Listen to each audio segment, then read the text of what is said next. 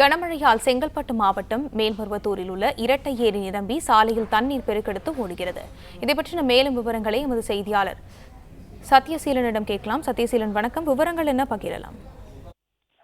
வணக்கம்.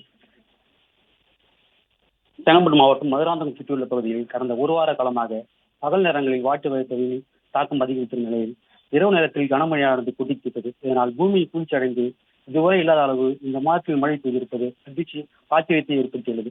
தற்போது முரப்பாக்கம் கிராமத்தில் சுமார் 500 ஏக்கருக்கு மேல் நெற்பயிர்கள் விளைந்து அறுவடைக்கு தயாராக இருந்த நிலையில் இரவு 1 மணி முதல் காலை 5 மணி வரை கொட்டி தீர்த்த கனமழையால் நெற்பயிர்கள் அனைத்தும் தண்ணீரில் மூழ்கி சேதமடைந்துள்ளது.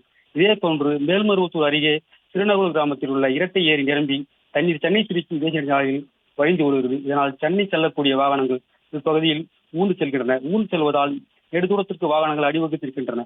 இதனை நெடுஞ்சாலைத்துறை அதிகாரிகள் மற்றும் போலீசார் அங்கு பாதுகாப்பு பணியில் ஈடுபட்டு வருகின்றனர். மேலும் தண்ணீரை சாலையில் வராமல் வெளியேற்ற முயற்சி செய்து வருகின்றனர்.